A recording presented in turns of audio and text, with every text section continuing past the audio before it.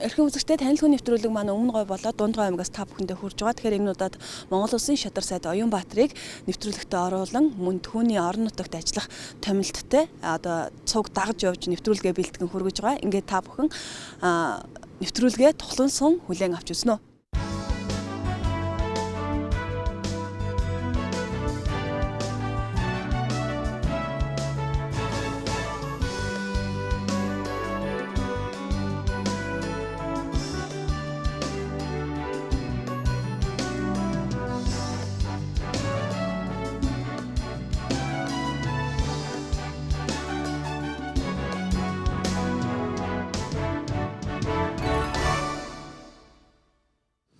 Монголын говийн нар мандаж байна. Монголын говийн нутгаас Монголынхоо ард иргэдэд, Монголынхоо хэрэглэгч түмэнд мэдчилж байна. Говийн тэнгэр, говийн нар, говийн өглөө бол гайхамшиг. Бид ч бас өглөө 6 цагаас гарсан. Одоо ч 8 цаг өнгөрч байна те. Хаана яваа вэ? Бид Дундгой аймгийн нутагт явж байна. Дундгой аймгийн нутагт ер нь бол Дэлгэр цогц сумын нутг руу орж ирж байна. Тэгээ Монголын говь, Монголын тэнгэр, Монголын одоо салхи, цас энэ бол гайхамшиг байхгүй. Дэлхийд хаан ч ийм гайхамшиг олж үзэхгүй. Говь нутгийн байгаа шүү дээ. Нутг руугаа ер нь хэр явдаг вэ? Нутг руугаа би байг явна. Монголын ер нь 21 аймаг за нэг 200 шахам сумд явсан баг. Тэгээ яг Монгол нутаг, Монгол их орон газар шороо аль нь ч маш сайхан шүү дээ. Хөдөө явах дуртай. Малчны хотон төрж одоо морин дэл дээр өссөн тэмээний одоо наруун дээр өссөн хүн бол боломж гарвал хөдөө явахыг боддог. Гэхдээ бид бол бичиг заасны төрийн ажлын хүн учраас тэр болгонд тийм боломжууд байхгүй шүү дээ. Одоо бид хамгийн эхний одоо ажиллах сум маань ямар сум байгаа вэ?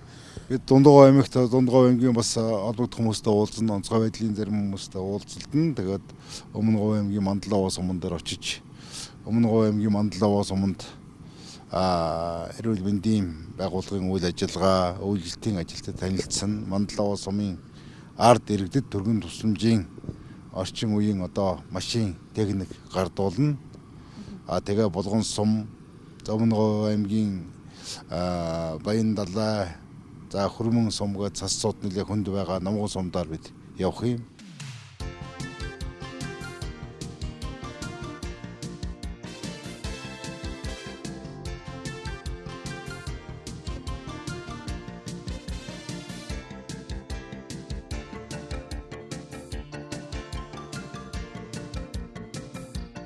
За үзэгчдээ танил хүн нэвтрүүлэг маань Өмнө Говь аймгийн Мандлаваа сумаас та бүхэндээ хүрж байгаа. Тэгэхээр Монгол Улсын шадар сайд эрүүл мэндийн спортын одоо сайдын үүргийг хариуцж байгаа. Улсын хурлын гишүүн Оюнбаатар бол энэ одоо суманд ажиллаж байна. Тэгэхээр эмнэлгийн тэргийг та энэ удаад гардууллаа тий. Тэгэхээр ер нь Монгол Улсын хэмжээнд энэ ялангуяа энэ орон нутагт энэ эмнэлгийн машины хүрэлцээ ер нь ямар хувь байд юм бэ? Эрүүл мэндийн спортын яам бол энэ аслагдсан моторт яваа, аслагдсан сумд өвлжид хөндөж байгаа сумдыг нэн тэргүүний эмнэлгийн одоо төргөн тусламжийн тэргээр хангах ажлыг зохион байгуулж байгаа. Өнгөрсөн оноос төсөв тодорхой хэмжээний мөнгө суулгаж Япон улсад үйлдвэрлэсэн Nissan маркийн өндөр үнэтэй, бараг одоо 100 сая төгрөгийн өндөр үнэтэй эрүүл мэндийн чиглэлээр ажиллахаар тоноологдсон ийм машиныг нийлүүлж байгаа.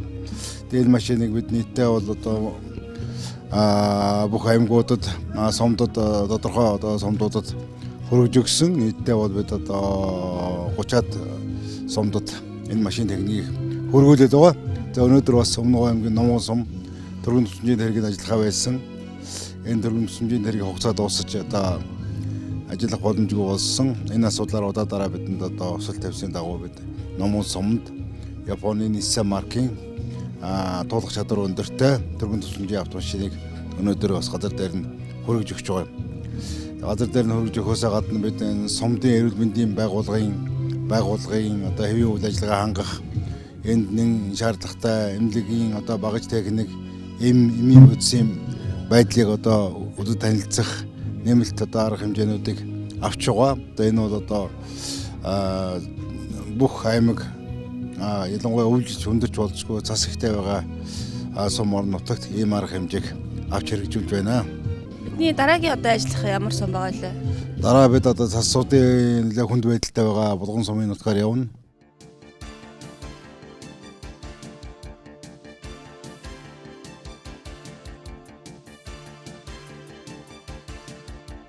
(2009) оноос эхлээд манай түргэн тусламжийн машин бол анх ирсэн. Одоо 5 жилийн хугацаа болоод хугацааны бодлол дуусаад яг ийм толгомцын асуудалтай байдлаар эрүүл мэндийн сайдын үүрэг гүйцэтгэгч Аяамбатар гишүүн маань түргэн тусламжийн машин өгч байгаанд бол бид их таатай хүлээж авч байна.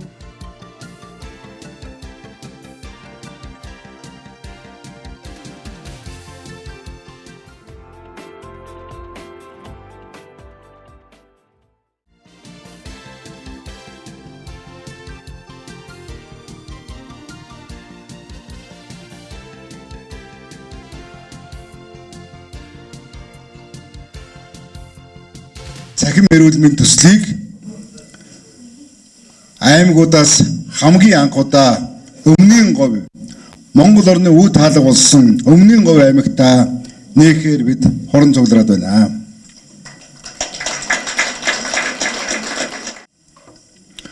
Монгол улсын иргэдийг эрүүлжүүлэх, эрүүл мэнд иргэдэд зориулагдсан эрүүл мэндийн үйлчилгээ олон улсын түвшинд түүний дотор өндөр хөгжилтэй орны түвшинд хүргэх ийм одоо чухал алхам болж байгаамаа.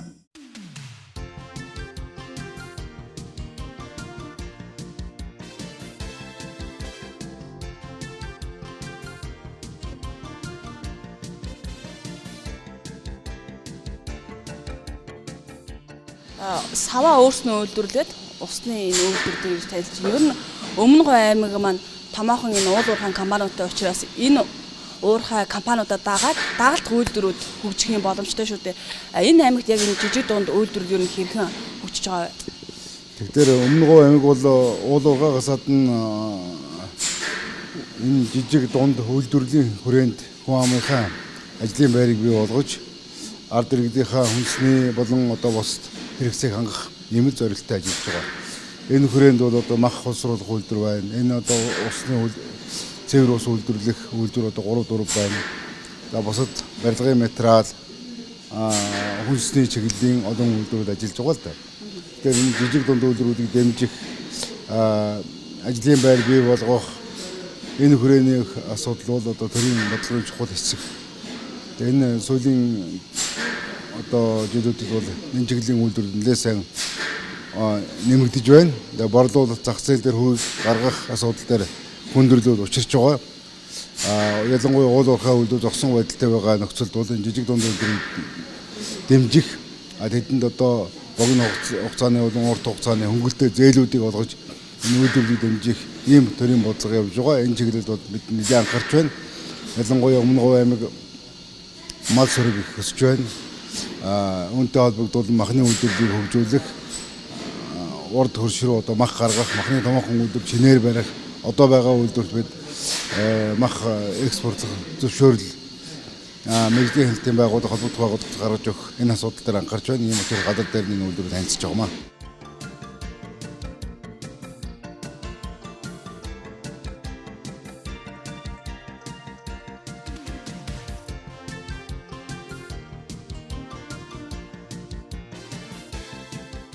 Малчтын өмнөхийн аргагүй бас тулгамдаад байгаа нэг асуудал байгаа. Тэгээ махны үн.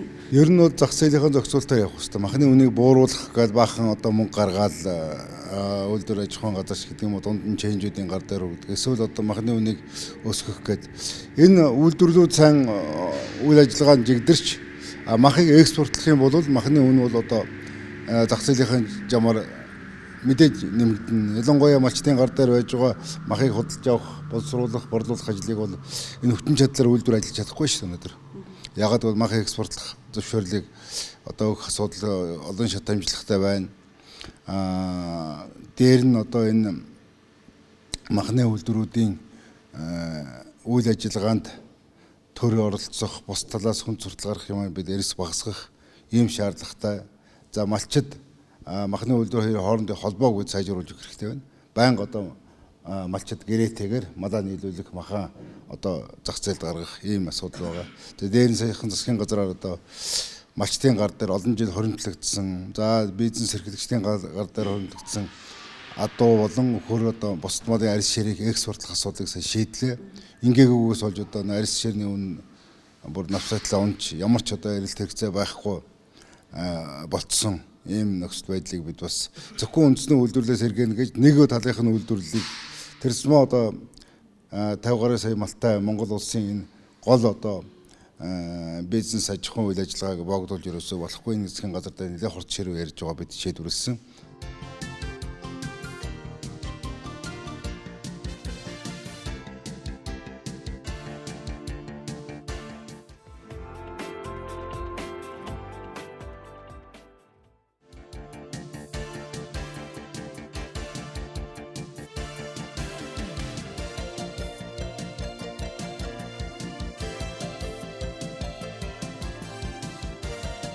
Дээрний мэдээлэл дээр ер нь бол улсын хэмжээнд 50 гаруй сумын өвлжилт үл хүндхэн байна. Нэмээд цас орох юм бол ер нь бол хүндрэхээр өшөөж олон газрууд хүндрэхээр байна гэж байна. Яг энэ засцуудын энэ байдалд улсын онцгой комисс өөрөө бэлэн үү? Үс тэжээлийн хувьд хүрэлцээтэй юу? Энэ малчид өвлжилтийн ажлыг бол хохирол хүндрэлгүйгээр давах ийм зориг ирмэлзэл манай одоо энэ өвлжилтийн бэлгийн хангах салбар улсын онцгой комисс улсын онцгой байдлын байгууллага одоо анхаарч ажиллаж байгаа учраас үр дүнгээ өгнө гэж итгэж байна. Харин одоо бас өвс тэжээлийн хүрэлцээ цаг хүндэрч цас их орж зарим газар улам илүү хүндрэл гарч хүнд байгаа сумдын тоо одоо 50 байгаа бол цаашаа 90 хүртэл нэмэгдэх хандлага байгаа учраас энэ дээр одоо засгийн газраас нэмэлт хөрөнгө гаргах энэ хөрөнгө санхүүжилтийн асуудлыг олох ялангуяа тээврийн зардлыг шийдвэрлэх юм шаардлага байгаа. Ямар ч байсан 2015-16 оны өвлжилтийг бид амжилттай давах ажлыг бол одоо Монгол улсын бүх аймаг сумдад зохион байгуулна. Энэ ажлыг улсын онцгой комисс өөрийнхөө одоо үүргийн дагуу ажилланаа. Бид одоо Төвийн аймаг, Баруун аймагуд ч гэсэн өвлжилтийн асуудлаар сая одоо онцгой комиссийн ажлын хэсэг ажиллаад ирсэн. Бид энэний араас газар дээр нь очиж ажиллахаа төлөвлөж байна. Орон нутг руу малчид руу одоо хүрэх цувааны өмнө зогсож байна. Малчид энэ өвсийг яг үнгүй авах юм уу? Эсвэл тодорхой хэмжээнийх нь төлбөрийг төлөөд авах юм уу? Эхний ээлжинд очиж байгаа нөвсүүд бол үнгүй очиж байгаа.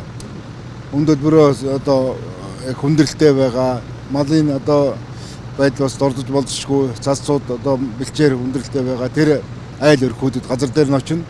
Хууль яналт цагдаагийн байгууллага бид тодорхой өөрөг даалгаврууд өгсөн байгаа. Бид бол яг одоо малчдын суурин дээр яг хүнд байгаа, цасцууд хүнд байгаа тэр газрууд хүргэх ийм зорилтыг тавьж байгаа. Одоо дараагийн ажил маань хаана ажиллах вэ таны? Нэлээд томилолт бол нэлээд шахуу явж байна. Шахуу явж байгаа. Одоо бид Номгон суманд хүн эмнэлгийн машин хүрэлцээгүй байгаа. Энийг одоо улсын онцгой байдлаас анхаарч хүн эмнэлгийн машин байхгүй. Хүн эмнэлгийн зориултаар улсын онцгой байдлын шугамаар бид 469 машин бас тэр суманд хүргэж өгөхөөр зорж байгаа. Тэр суманд цас цуудын байдал бас хүндрэлтэй байгаа. Тэгээ орон нутг дээр нь газар дээр нь танилцж энэ асуудал дээр анхаарал тавьж шийдвэрлэхээр шийдэж байгаа.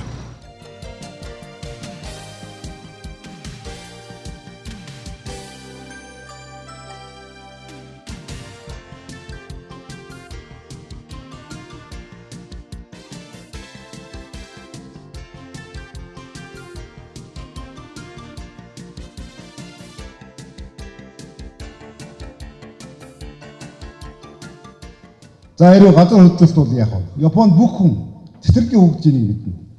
Газар хөдлөлт бол аль болох одоо байшингаасаа гарах ёстой, талбай дээр очих ёстой, юун дээр тэр аюул орчин нурахтаас хол байх ёстой. Хэрэг гэрээсээ гарах боломжгүй бол одоо нуралтны дор энэ нураад орж ирэхгүй. Өгөөдөл одоо ширээний дор орох ёстой. Энгийн зөвлөгөө бүх хүүхэд нь мэднэ.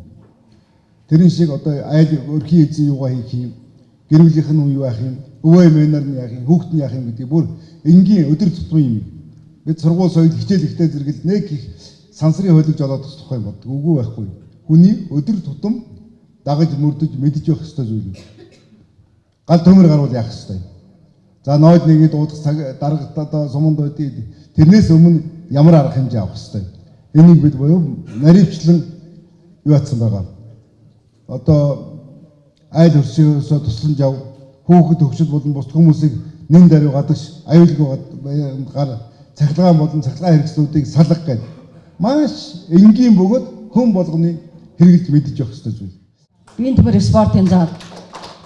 За биеийн төмөр спортын залыг бид нар бас нөгөө аймгийн дарга тавьсан байгаа бас санал бид нарыг одоо барьж өгье гэж хэлсэн.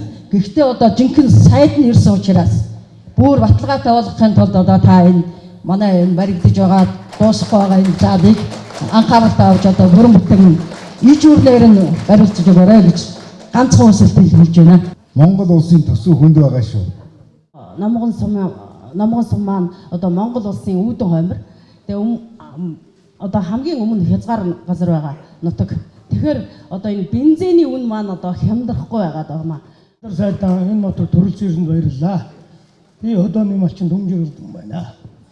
Тэгээ би хэдэн санал тавьсан. Энэ малчдын асуудал, тэтгэврийн ажлуулах асуудал ер нь их хоцрогдож байна. Бид бүхэн их хөсөн хүлээсэн. Түмэн жаргал таны асуудлыг ярина. Заавал ярина. За юу. Тэгээд одоо үр дүн яаж гарахыг би хэлж мэдэхгүй. За хамтын тэтгэвэр дээр бол яг нь засгийн газар дэмжээд оруулсан их том одоо ахмадуудын төлөө том бодлого гэж манай нийгмийн хамгааллын яам засгийн газар за улс төрийн хувьд нам дэмж үзэж байгаа.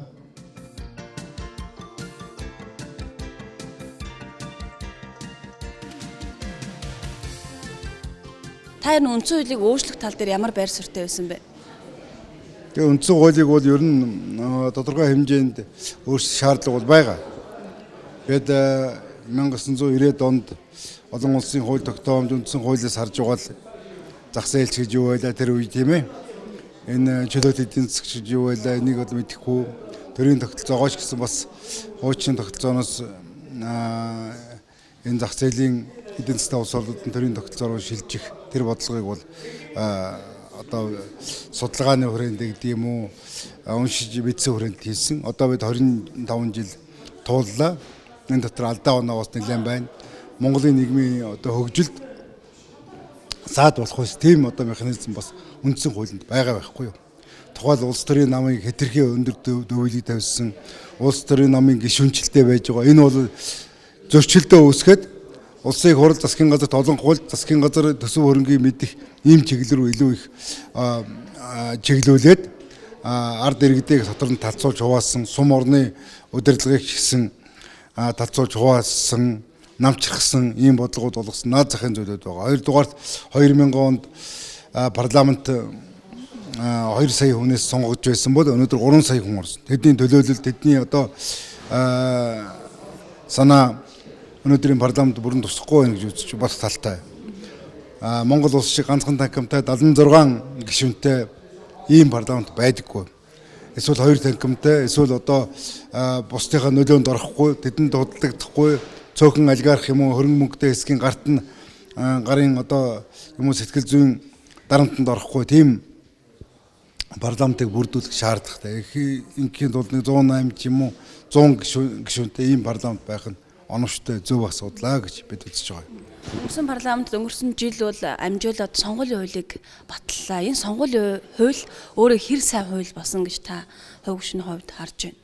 Тэгээ сонгуулийн хуулийг олон ардын нам, даарчилсан нам, шударгаас эвсэлж гэсэн оролцоод ингээд өөрчилж боловсруулсан л да. Тэгээд анх оруулж ирсэн болгоноор нь бол батлаагүй. Энэ нь зөв байсан. Гэхдээ сонгуулийн хууль дээр би үг хэлэхдээ нэлээд тодорхой шүүмжил хэлсэн.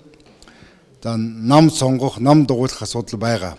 Гэхдээ өнөөдөр хүнээ сонгох гэсэн Монголын ард түмний бараг 90%, 99% нь хүслийг энд тусгасангүй. Жишээлбэл тэнд хэнийг сонгох уу гэдэг нэрийг одоо дугуйлах. Энэ нэрийг дугуйлснаар намд энэ жагсаалтанд орж байгаа хүнийг эренбэлж өгөх ийм болцоог нь олгооч ээ.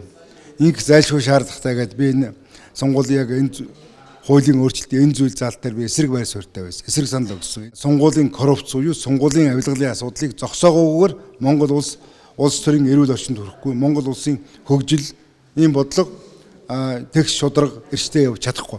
Өнөөдрийн гол одоо алдаа бол энэ л байгаа. Түрүүнд тань нэг уулзалт хийхэд нэг 10 орчим иргэнд үг хэлсний бараг олонх нь энэ хийдийн тухай яриад байна л да. ЮНЕСКОгийн Азийн санд бүртгүүлсэн ийм том бүтээн байгуулалт манай суманд хийж өгсөн танд баярлалаа гэд баярлсан сэтгэлээ илэрхийлээд байна. Тэр хийд дээр бид очиод газар дээр нь зураг хөргийг аваад танаас бас мэдээлэл авал болох уу? Болно. одоо миний бас аавын маань 25 жил өлгийг хийж шүтэн хийдэд суулсан нам хүн байсан. Тэрнийхэн дурсгалд зориулж 2000 онд улсын хурлын гишүүн болоод энэ сангийн талаа хийдэг сэргээх ажилд одоо бүхэл сэтгэл зүрх хүч хөрөнгө бас гадаадуудын найз нөхдөлийн дэмжлэг авч энэ хийдэг босгосон. Энэ бол Аз намхан далайн ЮНЕСКОгийн соёлын өвд орсон Монголын ганцхан одоо соёл түүхийн дурсгалт энэ газар байгаа юм. Одоо энэ хийд ажиллаж байна. Бид энэ хийдэд одоо энтхийгээс Тайванаас бурхан залж байршуулсан говийн ард түмний бол бахархал, энэ нутгийнхны ард түмний бахархал, цаашдаа шашин соёлын төв, аял жуулчлалын төв байх ийм одоо боломжтой юм газар байгаамаа. За хамт явах.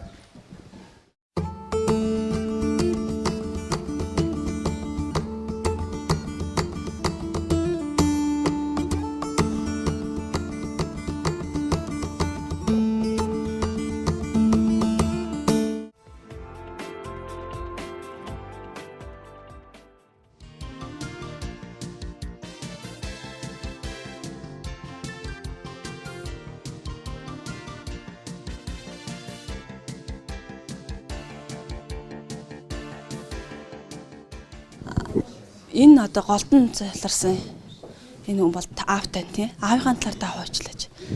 Тэгэхээр миний аав Доржийн Сарандаш 1905 онд төрсөн. 1912 оноос 1936 он хүртэл үндсэндээ 25 жил засгийн шүтээ хийд өлгийн хийд гэж одоо мандах манлай сумын засварсан ном хийд 1000 ламтай. Тэр хийдэд 25 жил шавлан суусан. Гавжийн дамжаа барихын даваан дээр хийд тарсан, хийд тараад одоо тэгээд хөдөө амьдарч малчин болсон хүн байгаа юм. Тэгээ манай аав маань номын багш нь өргөж авсан аав нь давааж өгөж шүтэн хийдийн одоо тэргүүн лам байсан. Тэр хүн хэлмэгд цаадлагсан. Миний ээжийн одоо ах дамб гэж гавжлаан байсан. Бас тэр хүн цаадлагдсан. Тэгээ манайхан бол бас удам судраараа бурхан ном энэ бурханы шишнийг хөндлөж явдаг ийм хүмүүс байгаа. Тэгээ одоо бид бас 300 жилийн төвөгтэй сангийн далаа хийдийг сэргээх босгох энэ одоо нурцсан энэ бол одоо дээвэр мэвэр байхгүй болсон сангийн далаа хийдийг бид өөр нурцсан байхад нь бид 2000 оноос одоо сэргээх ажлыг бид эхлүүлж 2007 оноос 5 оноос энэ Германы Мадейра сан дэмжлэг үзүүлж бид хамтран энийг босгосон юм. Энэ хийдийн одоо гадна хашаа бүх юмыг бол бид нар өөрсдийнхөө мөнгөөр би надаас 50 сая төгрөг гарсан. Өөрсдийнхөө мөнгөөр энийг босгосон. Дараа нь одоо хийдүүдийг босгох энэ Германы одоо Европын төвдийн соёлын өвийг хамгаалах сангийн Мазерог сангийн дэмжлэгтэйгээр энийг одоо бүтээн босгох ажлыг хийсэн юм аа. Тэгээ манай аав маань 1991 онд бурхан болоод аавынхаа маань бас энэ буян ном бурханы ажилд зүтгэж явсан тэрийн одоо дурслыг хүндэтгэж энэ хийдийг бас аавынхаа наримжид болгон бид бүтээн босгосон. Олон жил ажилласан.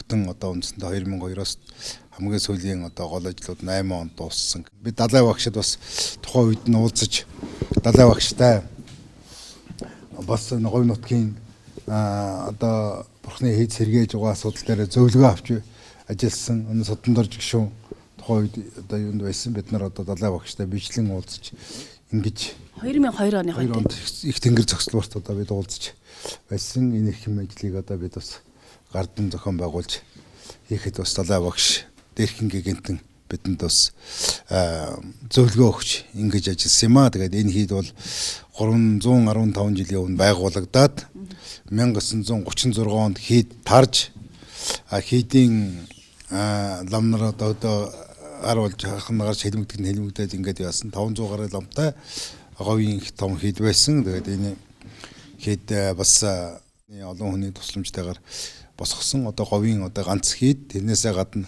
говийн ганц гэдэг утгыг би бол нэгдсэн үндэсний байгууллагын ЮНЕСКОгийн одоо Аз намхан далайн соёлын өвд бүртгэгдсэн Монгол улсын ганцхан одоо байгууламж.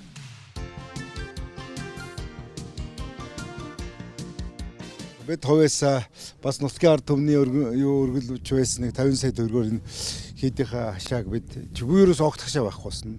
Нурсан энэ юуг нь бид шинээр бүтээ баргалгаалгас болцсон. Энэ дээврүүд нь нурцсан юм байсан. Тэгээд бид ингээ босгосон. Энийн онцлог нь бол 1936 онд ингээд лам нарыг хөөж гаргаад сангийн далаа отроод жилийн отроод байгуулагдсан байхгүй энд орж ирсэн. Тэгээд нөгөө хийдүүдийг нурааж ирсэн бол энийг нураагааг үйлдсэн. Сангийн далаа отроод бол хил хамгаалах, өмнөд хилийг хамгаалах хамгийн чухал юм одоо цэргийн анги байсан. Энэ говийн хөгжлийн төрийн бас байгууллагын холбоо гол санаачлан зохион байгуулж за энэ бол одоо энэ манай говийн хөгжлийн төрийн бас байгууллагын холбоо бол уг нь их юм хийсэлтэй. Одоо яриад байгаа хөндлөн төмөр замын зураг төслийг анх хийлгэж засгийн газарт өргөн барьж ирсэн. 2003 онд одоо Монголын ард түмэнд энэ баялагаас ховцоо өгөх дэлхийн нийтийн жишгээр мөнгө тараах биш ховцоо өгөх энэ саналыг одоо улсын их хурлд өргөн барьж байлаа. Тэгээд олон зүйлүүд би энэ одоо энэ их магны замын засмал замууд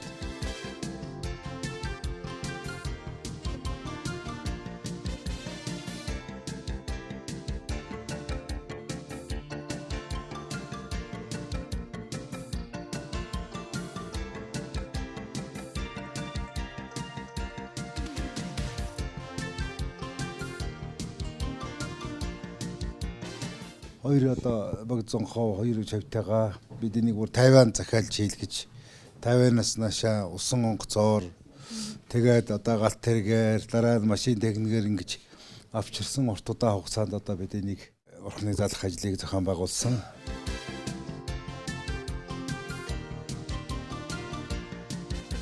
Бид Бурхан номын сайхан өргөөгөөр одоо чочлоо. Одоо ямар суманд очиж ажиллах вэ? Эний дараа Хамбогд сумд явна.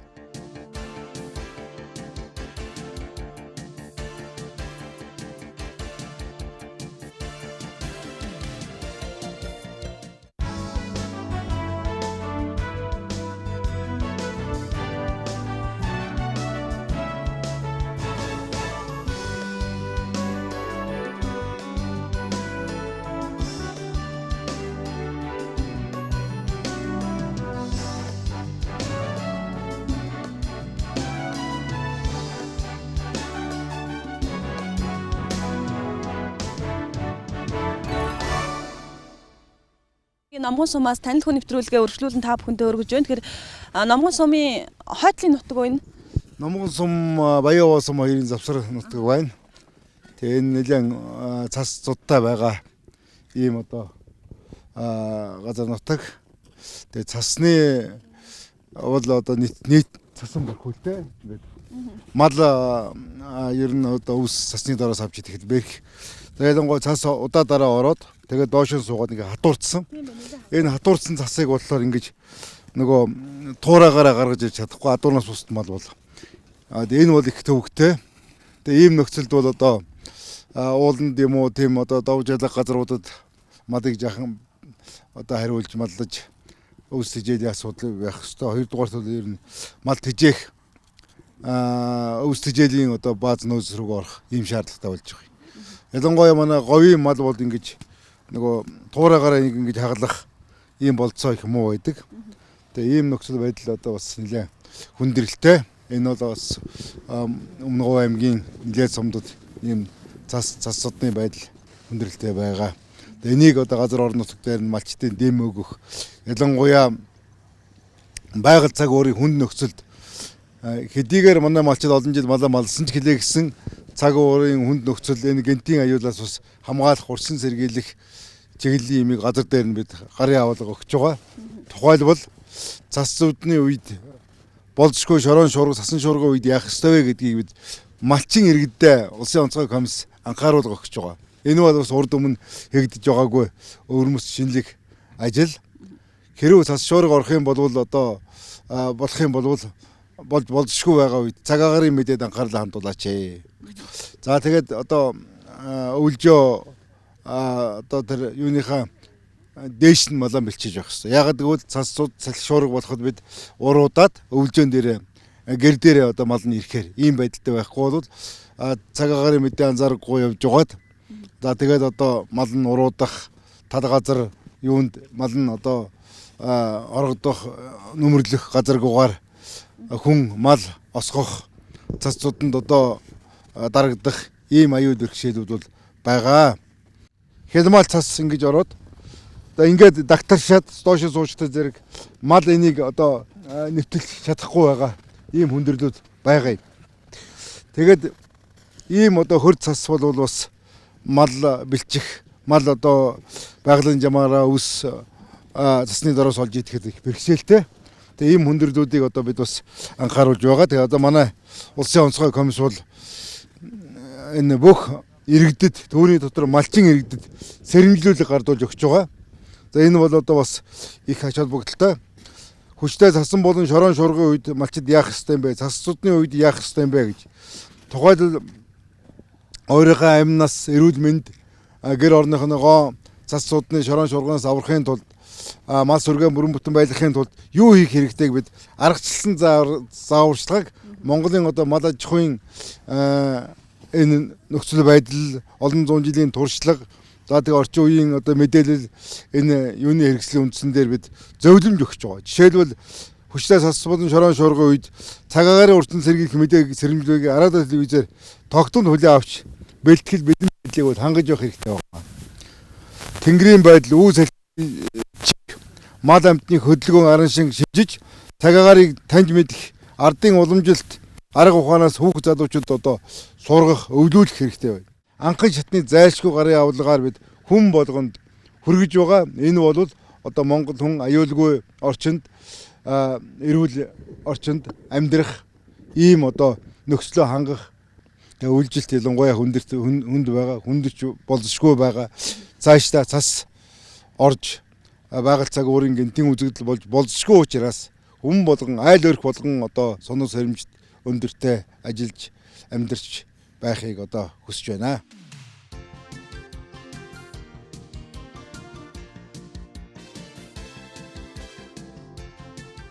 Бид нийлээ хол замыг нийлээ төрхөө хугацаанд туулж байна. Та ер нь томил дээр явах болгонд бол ийм яруу санд руу явах уу? Цагт баригдаад. Ер нь төрийн хүн гэдэг чинь ажиллаад явуулж явна шүү дээ.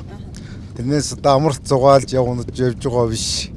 Тийм учраас бага цагт их ажил амжуулах өнөөдөр их ингээд Улаанбаатараас гараад өдөржи яваад 2-3 сумаар дамжаад цас мус цаг үеийн одоо хүндрэл бэрхшээлийг газар дээр нь танилцаад малчин өрхөөр ороод өвс тэжээл эмнэлгийн дөрвөн тусламжийн машин эмнэлгийн багаж хэрэгслийг одоо шаардлагатай газар нь хүргээл явж байна.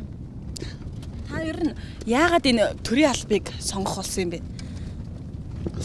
Хувь заяад юм уу да? Би 1974 онд сургууль төгсөө хуулийн сургуульд орсон. Тэгээ мэргэжлийн мөрдөн байцаагч одоо прокурор болж бүр одоо Дорноговь аймгийн урдлын сум, Хөлийн сумдууд хариуцсан прокурор. Сар 45 хоног гэртээ ганц орлогоогоор аймгийн өвд ирлэгүүгээр томилтоор ажиллаж байсан. Бүр 45 хоног 30 хоног ажиллаад араас нь одоо бидэнд томилт бичээд ирүүлж байсан. Тэгээ залуу байж ганц үе байсан учраас тэгээд ажлын араас тэр үед ч одоо бүх талын ажлууд хийн хэрэг мөрдөн малын хулгай жижиг одоо цөөхөн ч гэсэн гардаг танхайн зөрчлийн хэрэгүүдийг мөрдөн төрийн байгууллага одоо бүх нэгдэл сангийн аж ахуй шалгалт хийн. Ер нь энэ төрийн албаны нэр хүнд унж байгаа тий. Энэ нь бас намууд 4 жил болоо солигдоод төрийн албыг одоо хар яриагаар хэлэхэд самардаг байдлаас болоод энэ төрийн албаны нэр хүнд унсан байгаа. Та энэ олон жилийн төрийн албанд явсан хүний хувьд төрийн алба гэж одоо энэ албыг бусдаас одоо ямар одоо онцгойроо ялгардгийг, сайн тал нь юу байдгийг? Монгол төрдөө зүтгэн гэдэг бол агуу зүйл. Монгол төрдөө зүтгэж төрийнхөө одоо ажлыг эрхэлнэ гэдэг бол өвөг дээдсээс үе одоо хэдэн 10 жил, хэдэн 100 жил, хэдэн мянган жилээр одоо яригдах тэр төр төсны уламжлалыг хэрэгжүүлж байгаа ийм л хүмүүс шүү дээ. Чингис хааны их төр, Хүнүүгийн төр, Монголын их хаадын төрийн ажил бол үеийн үед явагдаж ирсэн. Бид өнөөдөр энэний уламжлал, энэний үргэлжлэл тэрнээс өнөөдрийнхөө нэг бас нэг алдаа оноотой зарим нэгэн байдлаар төрийн тогтолцооны буруу, хэд улс төржилт тийм буруу, дээр нь одоо төр дийж ажиллаж байгаа хүн бол ашиг сонирхлын одоо зөрчилтэй авах одоо эдхийн донтой ийм хүмүүс орж ирснээс Монгол төрийн байдал нэр хүнд унсан байгаа, унж байгаа. За энэ бол хамгийн гол одоо энэ шалтгааныг би бас багш судлаач гэдэг утгаараа олон жилийнхаа туршлага дээр үндэслэж хэлэхэд бол манай улс төрийн сонгуул маань мөнгөний сонгуул болчихсон. Хэн их мөнгө тарааж, хэн их одоо олон иргэдийн төрөөн барих сонгогдох эрхийг худалдаж авч тэр хүнийг тэр одоо иргэдийг доромжилж өөрөөр хэлбэл чиний төр барих эрхийг чинь би мөнгөөрөө худалдаж авч байна. Эдэн бордгоор худалдаад авч байна шүү гэдэг асар бохир үйл ажиллагаа шүү дээ. Өршөөлийн хуулийг өнгөрсөн парламент баталсан. Үүн дээр бас таны үүрэг оролцоо ч гэсэн өндөр байсан. Хэвлэлийнхэн бол танаас мэдээлэл авч ирсэн. Ер нь энэ хууль хэрэгжээд эхэлчихсэн. Мэдээж айлууд бол үр дүнг нь хүртээд олон иргэн маань суллагдсан байгаа. Таны хүсэг хүлээж ирсэн үр дүн нь харагдаж байна уу? Хэдийгээр одоо богино хугацаа өнгөрсөн ч гэлээ. Зөв замд нь оруулах, хүмүүжүүлэх үүргийг хаягдуулсан юм залруулах гэсэн энэ төрлийн бодлого одоо гол нь болгосон. За дээр нь бас зарим талаар улс төржиж улс төрийн намууд бие биенийгаа хэлмэгдүүлж хил сэрэгт оруулж тэгээд энийгээ одоо гэмт хэрэгтээ тэмцсэн, авилтаа тэмцсэн мэтэр ингэж төрийн завхрал хийж байгааг залруулах ийм зорилготой. 1930-аад оны сүүл за 60-аад оны одоо улс төрийн бас хэлмэгдүүлэлт гэх мэтлэнгийн ийм хэлмэгдүүлэлтийг Монголд гаргахгүй байх ёстой байна. Зах зээл арчил хөгжсөн улс орн гаргасан бол энийг аль хурдан хугацаанд залруулах нэг хэрэгсэл бол одоо өршөөл юм а гэдгийг одоо би бас энэ салбарт олон жил ажилласан, судалгаа хийсэн багш хүний хувьд авч үзсэн юм. За дөрөв дэх одоо их чухал алхам бид одоо ярьж байгаа хараахан хэрэгжүүлээгүй. Монголын нийгмийг ингэж олон хэсэг болгож 20-30 намд хувааж хооронд нь зөрчилдүүлж байгаа имийг өршөөлийн хуулиар зохицуулт хийгээд тэгээд цааш нь энэ улс төрчид, улс төрийн намын удирдлагууд дугуй ширээний ард сууж Монгол улсынхаа хөгжлийн стратегийн бодлогыг зөвшөлтс гаргах үнд суурь бол өршөөл. Сайда уучлаарай. Тэгэхээр та одоо 3 цалин авч байгаа юу? Онцгой комиссийн даргын цалин, эрүүл мэндийн спортын сайдын цалин, тэ шадар сайдын цалин гэдэг. Улсын их хурлын гишүүний цалин. Өөрөөр нэрээр бол дөөрөв. Би бол агуу бай юм шиг байна. Саяхан нэг хүн надаас бас мөнгө нэхэд. Ер нь одоо нэг хурлын гишүүн засгийн газрын гишүүнээс дэмжлэг хүссэн өргөдөл хүсэлт их ирдэг л дээ. Тэгээ нэг хүн надад гэж хэлсэн. Та одоо 2-3 цалинтай байж яахлаараа та одоо ийм хэмжээний одоо миний хөөхтийн одоо гадаад сургуульд явах зардлыг тусалж болдгүй юм гээд. Би цалингаараа амьдардаг, цалингийн маань хэмжээ манай одоо ахуй амьдрал гэрүүлд маань хүрэлцдэг. Энээс илүүчлэх юм байхгүй гэж байсан. Би элдв одоо арилжаа 8 хийдэг, төвс ажилуулдаг. Одоо хурданмар юм уу өөр одоо янз бүр юм цуглуулж ингэж одоо хобби болгодгоо гэдэг. Ингээд одоо би ярьдаг л да зөнгөө хэлдэг хүнд тайлбарж ойлгуулахаас илүү юм байхгүй шүү дээ. Зүгээр ичнэн ажил хавсран ажил одоо хүмүүсийн шүүмжилдгээр олон давхар дээлтэй байсан сайхан юм бол байхгүй. Бид хоногийн 14-өөс 18 цагийн бид одоо цэвэр төрийн ажлын төлөө энэ цаг наргүй энэ өвлжилт онцгой байдал энэ олон байгууллага агентлагуудтай ажиллах, за эрүүл мэндийн салбар сахилга хариуцлага зохион байгуулалтыг сайжруулах, тэрний менежментийн зөв одоо чиглэлд оруулах гэдэг ийм чиглэлээр одоо бид ажиллаж байгаа. Харин цалинг бол зөвхөн бид шадар сайдын цалинг л авч байгаа. Энэ бол улсын их хурлын гишүүний цалинтай ойролцоо ганцхан цалинг авдаг. Тэрээс улсын их хурлын гишүүн сайдын цалин давхар авдаггүй. Өөр одоо сайдын ажлыг хавсран гүйцэтгэж байгаахан төлөө бид цалин авдаггүй. Улсын онцгой комисс бол цалингүй орон тооны бус ийм байнгын ажиллагаатай байгууллага шүү дээ.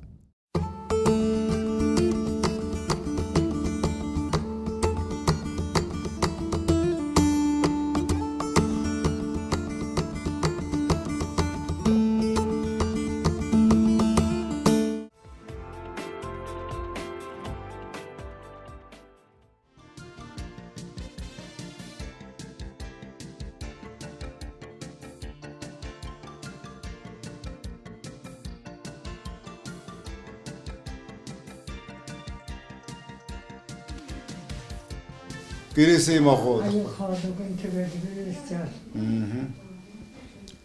За. Эмнэлгийнхэн бол боломжийн хүрээндээ үйлчж байна. Танд мэддэг нэг дөрөх юм чинь тийм ээ. Тий. ачиж болоод байна. За.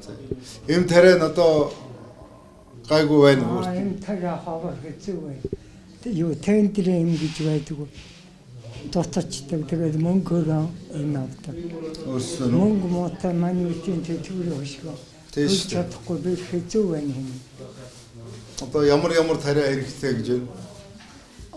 Тэгээд янз бүрийн тариа байхын тэгээд зарим нь байхгүй. Зарим нь байдаг юм.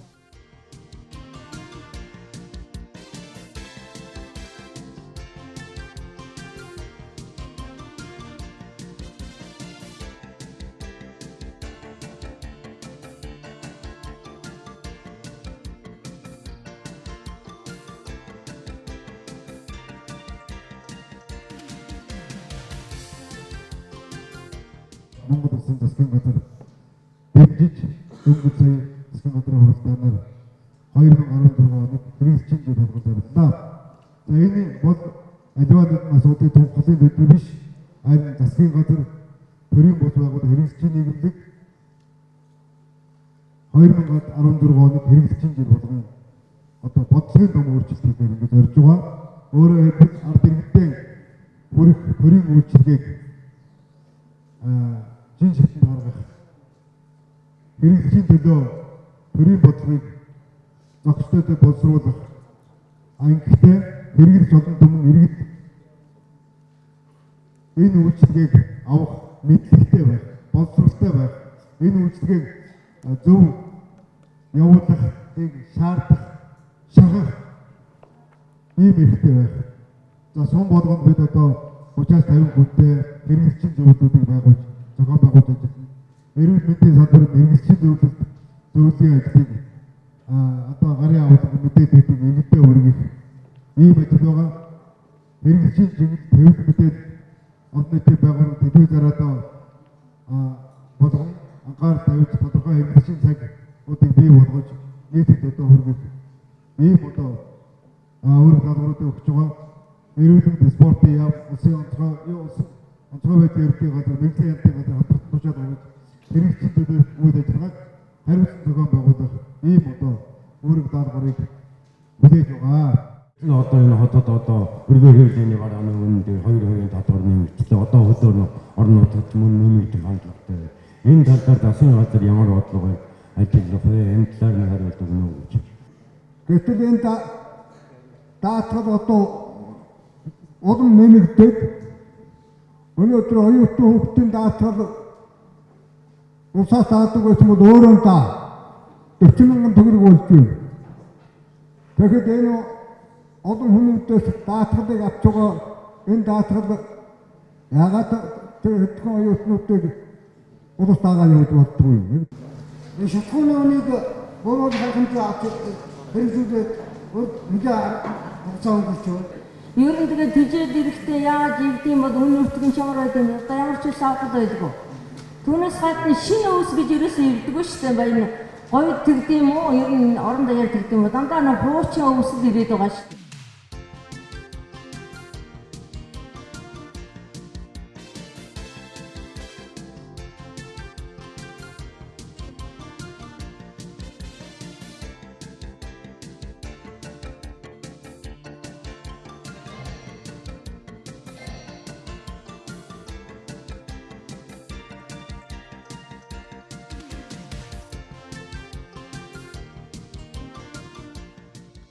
Монгол Улсын засгийн газар хүүхэд залуучуудын эрүүл мэндийн тусламж үйлчлэгийн чанар хүртээмжийг нэмэгдүүлж тусгай хэрэгцээт иргэдийн эрүүл мэндийг онцгойлон анхаарах зорилт төвшүүлсэн билээ.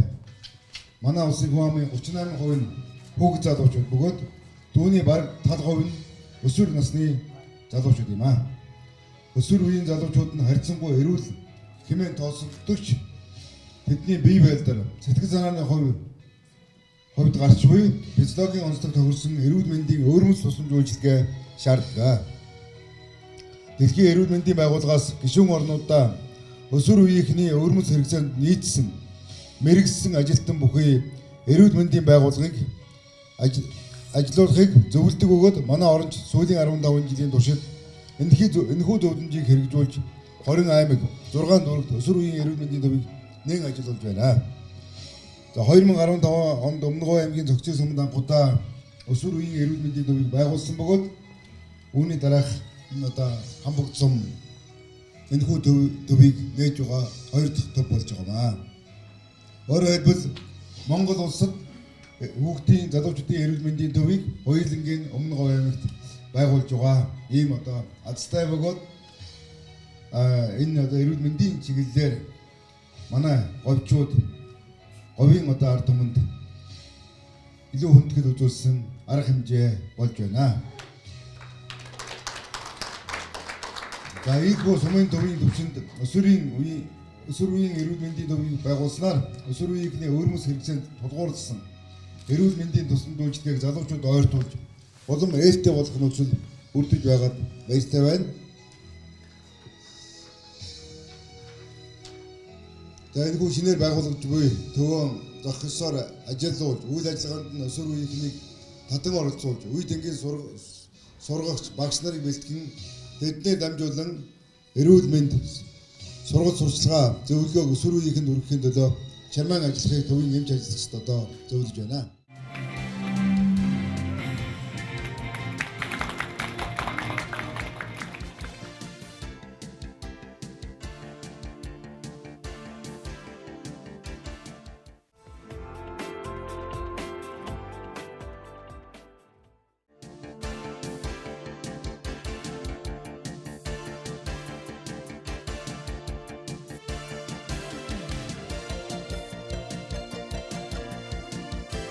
За тэгэхээр үнэхээр говийнхны бахархал бол тийм ээ. Та бас багасаа энэ нутагт төрж өссөн тэмээчин гэж хэлж болохоор юм хүн байна. Тэгэхээр би нэгдүгээр Монголын албан ёсны ганцхан тэмээчин. Монголын тэмээ хамгаалах өсгөх төр хөдөлгөөнийг санаачилж одоо сүүлийн 15 жил ажиллаж байгаа. Ер нь хүүхэд нас маань тэмээчин айлын гэрт төрж малчны одоо хотонд өсч тэмээ хариулж одоо ботгоноос эхлээд хариулж тэмээчин амьдралаар амьдэрсэн. Тэгэхээр Монгол тэмээ бол зөвхөн говьчуудын биш, бидний биш, монголчуудын бахархал байх ёстой. Яагаад гэвэл энэ хоёр бүх тэмээ бол одоо говийн зан гэж хэлдэг. Яг төрхөөрөө, төрж өсгөөрөө 2 жилд нэг удаа одоо төрдөг ийм маш дэлхийд ховордож байгаа юм тийм шүү дээ. Дэлхийд нийт 800 мянган хоёр бүх тэмээ байна. Нэг бүх тэмээ 18 сая байгаа. Тэгэхээр энэ тэмээг хамгаалах, өсгөх, тэмээгээр аялал жуулчлал одоо хөгжүүлэх, тэмээний ингэний сүү, тэмээний ноосыг ашиглах гэдэг бол үнэхээр одоо манай засаг төрийн хувьд маш чухал тулгамдсан асуудал. Төр засаг олон жил анхаарал их бага тавьсан. Төрийн бус байгууллага, Монголын тэмээн боолоогийн холбоо, манай говьчууд, тэмээчд маань тэмээнийхэн төлөө бас сэтгэл харамгүй зүтгэж 200 мянган гулж одоо баг улаан номд орох гэжсэн тэмээгээ бид одоо 400 шахан мянга болгож өсгөлөө. Энэ бол тийм өсөлтийн тоо биш. Монгол бол сая тэмээтэй байсан улс. Өөр Монголд одоо нэг бас 400 орчим мянган тэмээтэй гэсэн албан ёсны бас тооцоо байгаа. За тэгээ бусад тооцоог удах юм бол дэлхийд 800-аас 900 мянган хоёр бүх тэмээ байгаа хгүй юу. Тэгэхээр тэмээгээ хамгаалж өсгөж энийгээ одоо дэлхийд олон улсад гаргах шаардлагатай. Хятад улсын ерөнхийлөг Ши Жинпин Монголд ирээд торгоны замаа хөгжүүлье. Торгоны зам дээр хамтран ажиллая гэсэн манайх талын зам гэдэг бодлого саналуудыг одоо тавьсан. Энэ хүрээнд бол одоо ер нь бол энэ тэмээн аялал, тэмээн одоо жин хөгжүүлэх ийм шаардлагатай байгаа. Бид энэ талаар одоо бас хэдэн зөх хүмүүстэй уулзаж яриа хэлцээр хийж байгаа. Ирэх оноос эхэлж бид 8 сараас одоо төлөвлөж байна. Бээжингээс одоо эрхөө байгаль нуур хүртэл том тэмээн аялал, морин аялал, за автомашины аялал зохион байгуулахад төлөвлөж байгаа. Тэмээ бол Монголын одоо брэнд, тэмээний сүү, ингийн сүү бол одоо монголчуудын хувьд сахарын өвчин, хотод гэдэсний өвчин, элэг зүсний өвчин гэдэг эмчлэг хэдгэрүүлэх хамгийн чухал одоо олон амин дэмийн одоо нэгдэл бүрдэл байгаа. Энийг шинжлэх ухааны хувьд бол нээсэн. Тийм учраас тэмээнд анхаарал тавих, тэмээг өсгөх асуудал бол бид бүхний монголчуудын маань, төр засгийн маань одоо зорилтоо гэдгийг одоо биесээр хэлэх байна. Ер нь танай нутгийн тэмээний тарах хүч ямар вэ? Маш гайхалтай сайхан байгаа. Ер нь тэмээс таргалсан тэмээ бол 3 жилд ямар ч ганц удыг давдаг. 3 жилийн энэ сайхан бүхэнд байгаа одоо тэр амин дэм өөх бол 3 жилийн амтнаа өөрийн тэжээн. Бүтэн сар усгүй явж чадна. Тэмээ бол. Хоолгүй бол одоо хэдэн сараар явна. Дээр үед ч одоо Утай, Гүмбэн, Бээжин хүртэл тэмээ жинт хийдэг. Тэндээс монголчууд одоо гурил будаагаа татж авдаг байлаа шүү дээ. Арис шир ноос усаа гэдэг.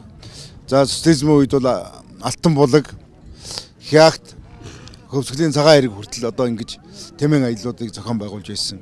Тэмээ одоо жинт хийж байсан. Миний аав бол жинтчин хүн. Хэдэн сар явдаг. Өвлийн одоо энэ цас бударсан 30 градусыг хүйтэнд одоо малгайныхаа одоо юу буулгахгүй бүчлэхгүйгээр ингэж л явдаг говийн эрчүүд. Сая бүхэн та бүхэн харж байгаа үст. Тэмээний уралдаанаар ирж байгаа хүн толгой нүцгэн хэдийгээр энд одоо нартаач гэлээ гэсэн 20 орчим градусыг хүйтэн байх жишээтэй. Бас састай ийм байдалтай байгаа. Тэмээ гэдэг бол гайхамшиг юм аа л гэж хэлэх байна. Монголчууд тэмээгээ хамгаалах чиглэлээр сүүлийн 15 жил үнэхээр их ажлууд хийсэн. Ер нь жил болгон бид пологийн аймгийн аварга, бүсийн тэмцээн, за 2 жил, 3 жил тутам улсын аваргын тэмцээнүүдийг бид зохион байгуулж ингэж ажиллалаа. Тэгээд энэ жил бол одоо улсын аваргын тэмээн пологийн их наадмыг Өмнө Говь аймгийн Далан задгад 3 сарын 5, 6, 7-ны өдрүүдэд бид хийн. За түүнчлэн 3 сарын 7-нд бол бас мянган тэмээний уралдаан зохион байгуулж Гиннесийн номд оруулах ийм одоо том ажлыг бид төлөвлөж явуулж байгаа гэдгийг одоо хэлэх байна. Тийм учраас тэмээнд одоо монголчуудынхаа дэлхийн анхаарлыг татах ажлыг бид явуулж хийж байгаа.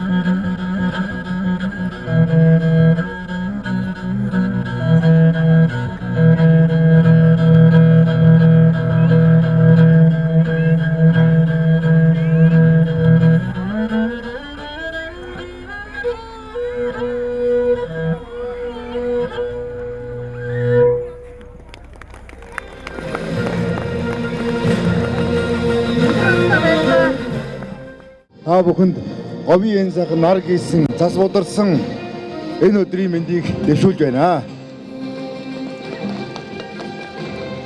Өнөөдөр та бидний хувьд бас сэтгэл хөдлөсөн сайхан баяр, ялангуяа Улаанбаатараас ирсэн Улаанбаатар чууд бидний хувьд бол одоо тэмээний баярт оролцсон гэдэг хөлзийтэй сайхан ийм одоо ерөөлтэй цаг үе баяр наадам болж байна.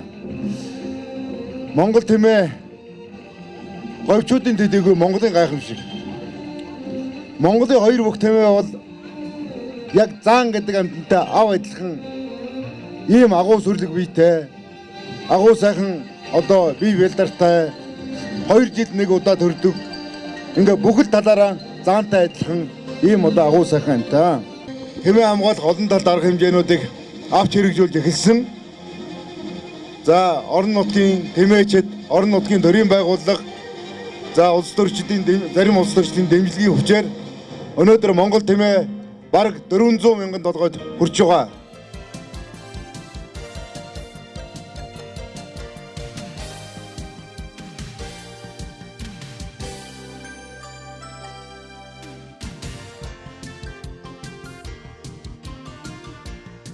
Эрхэм үзэгчдээ, танил хүн нэвтрүүлгийн энэ удаагийн зочноор Улсын онцгой комиссийн дарга Монгол Улсын шадар сайд, эрүүл мэндийн спортын сайдын үүргийг төр орлон гүйцэтгэж байгаа Уянбаатар сайд оролцсон байгаа. Тэгэхээр тэрээр Өмнө Говь, Дунд Говь аймгаар ажилласан сумдуудаар явж цаг одоо үеийн байдлаар ажиллаж нөгөөтэйгүр эрүүл мэндийн спортын салбарт эмнэлгүүдийн тоног төхөөрөмж түргэн тусламжийн тэргийг хүргэх ажлыг зохион байгуулсан байгаа.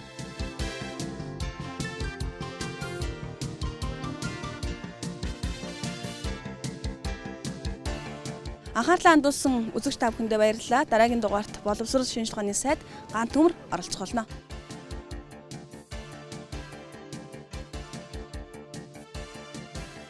Ажлын ачаал ихсэн гэхээр 73.5% таа. Тэ? Эерэг өөрчлөлт гарсан гэдэг нь 68.3%. 68% ингээд эерэг өөрчлөлт гарч ийна гэдэг бол энэ үндсэндээ бид нар зорилгоо биелүүлсэн гэсэн үг байна. Энэ одоо миний хамгийн их бахархдаг зүйл.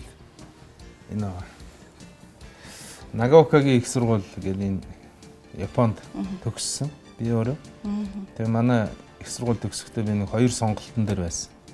Нэг бол эрдмийн хүн болно, нэг бол улс төрч болно гэж. Төгсөж байгаа хүн чинь бас бодно доо тийм ээ. Тэгээ улс төрч болно гэд 99 онд Монголд ирсэн. Эрдмийн ажил орхиод. Тэгээд явж байгаа сайд болсны дараа 12 онд манай сургууль надад хүнд доктор цолоо гэсэн. Тэгэхээр бас миний нөгөө нэг мөрөөдөл бас биелэлээ болцсон байх жишээ. Бүх сургалтанда ийм сэтгэдэг, боддог, угсардаг, тэгхтэй бодлогоо бодож байдаг давхар. Одоо ингээ математикийн ямар хуулиуд байдیں, ямар геометрийн ямар томьёонуудыг ашиглаж болох уу гэдэг ингээд бид бол байгалийн ухааны лабораторийг нийлүүлсэнтэй яг адилхан дараагийн энэ роботын одоо бүх сургууль маань 777 сургууль мэдээлэл зүйн танхимтай болсон. Жишээ нь намайг сайд болохын өмнөх 4 жилд 5.4 тэрбум төгрөгийн хөрөнгө оруулалт хийж исэн бэл. Намайг сайд байх энэ 4 жилийн хугацаанд бол 60 тэрбум төгрөгийн хөрөнгө оруулалт хийсэн.